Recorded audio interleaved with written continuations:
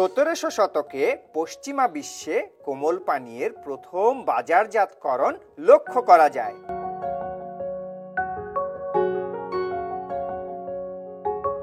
তখন জল এবং লেবুর শরবতে মধুর সংমিশ্রণ ঘটিয়ে কোমল পানীয় তৈরি করা হতো।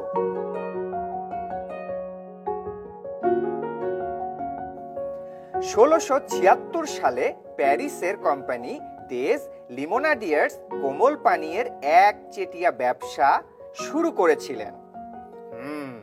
বিক্রেতারা পিঠে লেবুর শরবতের পাত্র বহন করে তৃষ্ণার্ত প্যারিসবাসীদেরকে কাপের মাধ্যমে পরিবেশন করে তাদের তৃষ্ণা নিবারণ করত। আচ্ছা আচ্ছা। এতে সচরাচর দ্রবীভূত অবস্থায় কার্বন সমৃদ্ধ পানি, মিষ্টি জাতীয় পদার্থ সহ সুগন্ধযুক্ত পদার্থের উপাদান সন্নিবেশিত থাকত।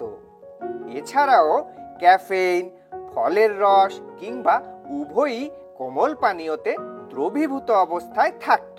আচ্ছা আচ্ছা। কোমল পানীয়কে অনেকে soda pop, Coke, soda pop, Fiji drink, tonic বা কার্বোনেটেড বেভারেজ নামে ডেকে থাকেন। কোমল পানীয় খেলে সাময়িক ভালো লাগলেও এর ক্ষতির দিকটি কিন্তু ভাববার বিষয়। বুঝতে পেরেছো? হ্যাঁ হ্যাঁ, বুঝতে পেরেছি। শিশুদেরকে এই ঠান্ডা পানীয় থেকে দূরে রাখাই ভালো। আচ্ছা। চিনি দিয়ে বা কৃত্রিম মিষ্টি দিয়ে তৈরি কোমল পানীয় শরীরের জন্য সবচাইতে বিপজ্জনক, কারণ এসব খাবারের কারণে হৃদরোগ এবং কয়েক ধরনের ক্যান্সারের সম্ভাবনা তৈরি হয়। কি বলো তুমি? তাই তো। শোনো, কোমল পানীয়ের তাৎক্ষণিক বিপদ হচ্ছে গলা বা শ্বাসতন্ত্রের ক্ষতি। আমাদের নাক, গলায় তথা শ্বাসতন্ত্রের শুরুর দিকের অংশে থাকে অসংখ্য সিলিয়া। শ্বাস প্রশ্বাসের সঙ্গে আমরা প্রতিনিয়ত ধূলিকণা, ব্যাকটেরিয়া ও ভাইরাস গ্রহণ করি। এই সিলিয়াগুলো সেগুলোকে শরীরের ভেতরে ঢুকতে বাধা দেয়। কোমল পানীয় পান করলে এসব সিলিয়া নিষ্ক্রিয় হয়ে পড়ে।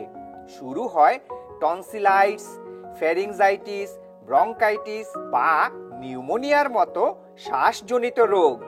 যে কোনো ধরনের কোমল পানীয় করোনার মতো বিপজ্জনক ভাইরাসকে আমাদের শ্বাসতন্ত্রে পৌঁছানোর পথ সহজ করে দেয়। বিষয়টি আমাদের সব সময় মনে রাখতে হবে।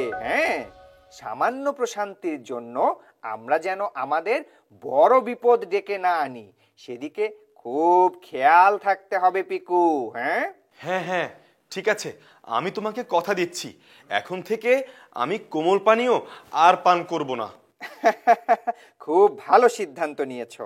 হ্যাঁ, আর এই কথাটি আমাদের বন্ধু বিজ্ঞানীদের সবাইকে জানিয়ে দিতে চাই। বিষয়টা তাদেরকে মনে করিয়ে দেবে। হ্যাঁ ঠিক আছে।